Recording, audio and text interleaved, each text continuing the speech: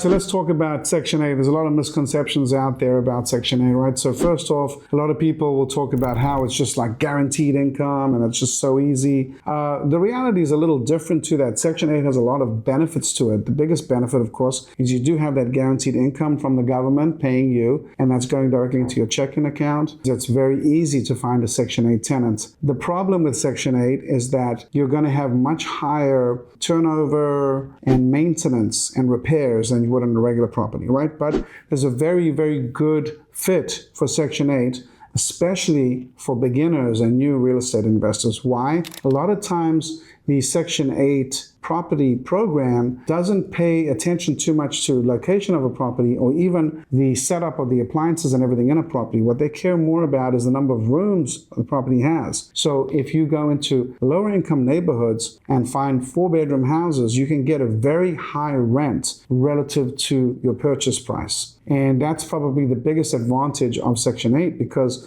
a lot of those neighborhoods, a lot of investors don't want to go into. So they're easier to find, they're easier to buy, and they cash flow like crazy. I've had Section 8 tenants that have lived in the same property for 8 years, paid rent like clockwork, and been great and fantastic. Section 8's good, and it's especially good for new investors, but it's not a panacea. It's not a fix-all for everyone.